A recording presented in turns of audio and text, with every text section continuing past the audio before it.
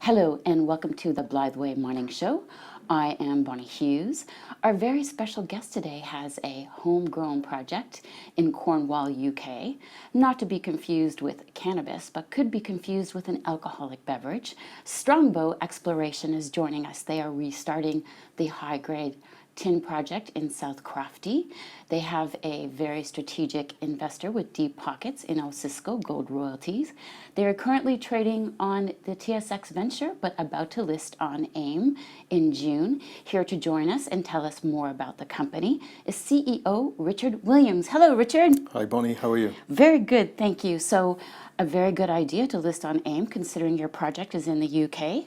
I think it's a natural progression for the project. We acquired South Crofty in July 2016, and we've been working towards mitigating any risks associated with the project, and we finally got a fully permitted project from October last year. And I think the next step is to look for UK investment to move the project forwards to a production decision. Now, I understand that you are fully funded for the construction of the water treatment facility. Thank you to your strategic partners. Where are you in the construction of that facility? Well, the process that we've been through was, first of all, to work with the Environment Agency to ensure that the plan that we had devised was something that was acceptable to the EA. So between November and March 2017, we completed a 4-month water treatment trial. We applied for a discharge permit in June last year, and that permit was granted in October last year. During that time, we negotiated the sale of a royalty to Osisko Gold Royalties for just over 7 million Canadian dollars, and those funds are being used to construct the water treatment plant as we speak. And what has been done so far with the construction? Well, we've ordered all of the long lead time items, the pumps and the variable speed drives, and we've done the groundworks to assess where we're going to put the pad. A lot of the components are being built off-site, so we should be laying the pad in June, and the idea is to have the water treatment plant constructed, commissioned and operational by the end of this year. And I understand it'll take approximately 2 years for the dewatering to complete? Yeah, we've estimated 18 months to 2 years. We've based that calculation on what the inflow into the mine was when it was in production and when it was dry. And, 2 years is really at the outset the longest calculation, but hopefully everything goes well and the mine will be dry within 18 months of dewatering starting. Now, I understand that you completed a recent deal with Galena. Do you want to tell us a bit more about that? Yes, when we first acquired the project, it was in administration, and Galena Asset Management was the main secured creditor.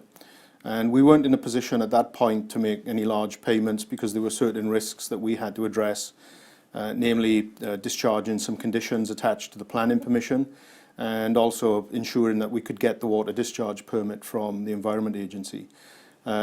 We've restructured the deal in such a way that it brings forward some cash payments and share payments to Galena and an associated company called Tin Shield.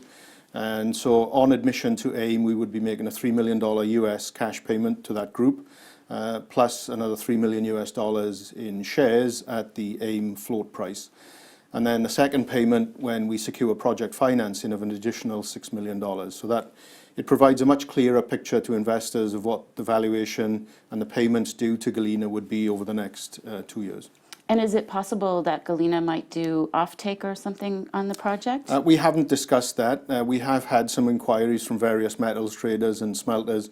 We seem to be entering into a period where there's a growing deficit of supply into the tin market, and that deficit is projected to grow over the next few years, and we've seen that reflected in the tin price since January, February 2016, where tin price was down at around $13,000, $14,000 a tonne, and today it's around $21,000 a tonne, so about a 50-60% increase over that time. Certainly makes the project look even more attractive as the tin price goes up.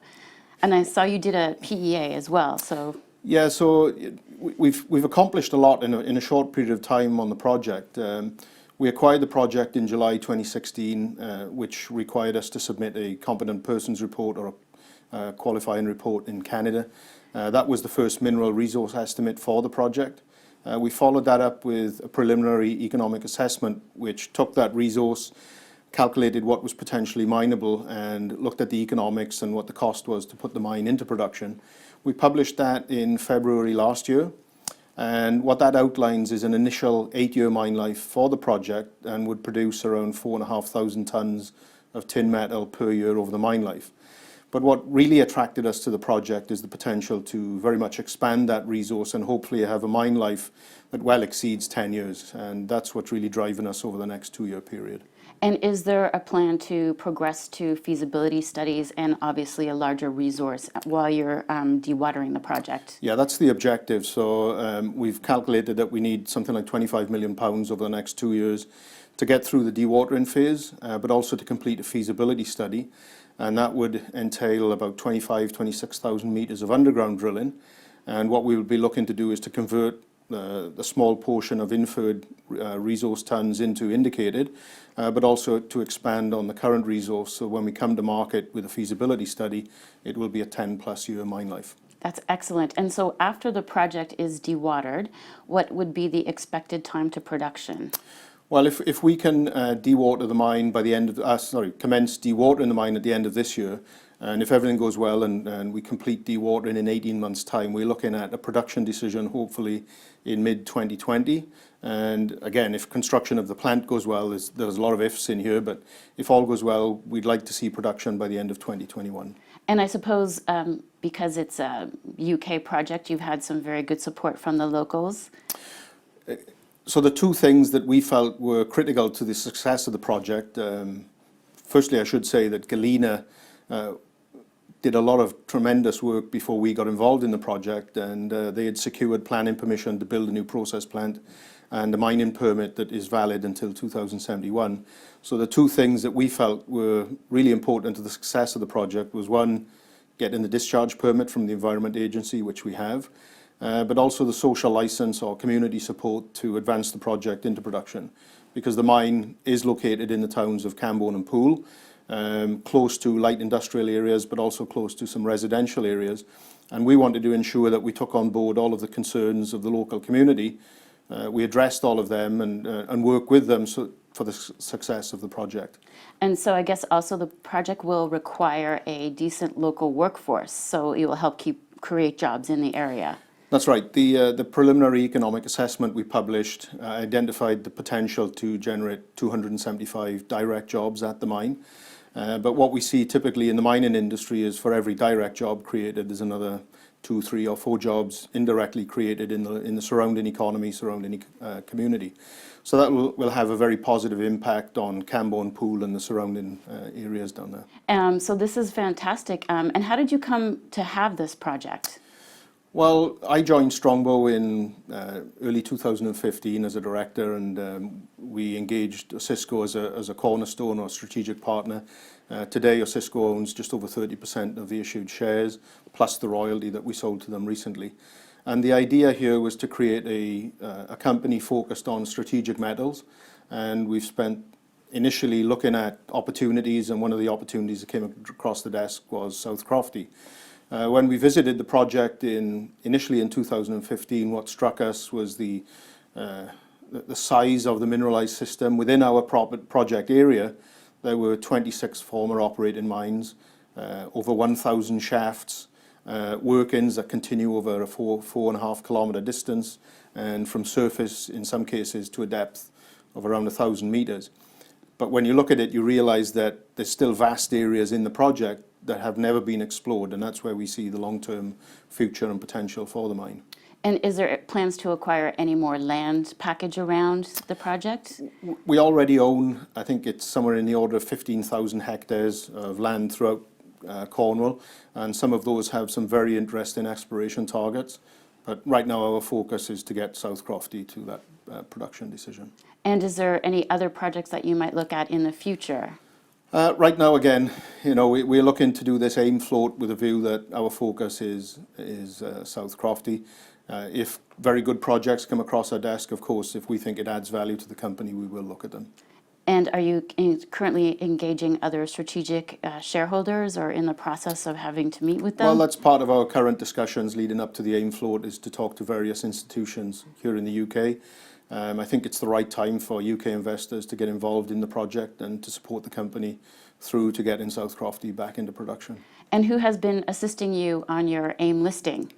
We've been working with FinCap, based here, one of the London brokerages, and they've done a fantastic job up until now. That's fantastic. And I guess news flow will be on the progression of construction and potential financing in the future. Yeah, through the balance of this year, obviously the AIM float will a key milestone for the company. And then the use of proceeds over the next 2 years would be to complete the dewatering of the mine, to do some surface drilling, hopefully towards the end of this year, that would test large unexplored areas on the project where we think there's potential to show significant upside to the current mine plan. And then once the dewatering commences, we can get into the upper levels of the mine. And the idea is to drill around 26,000 meters of underground drilling that would feed into the feasibility study.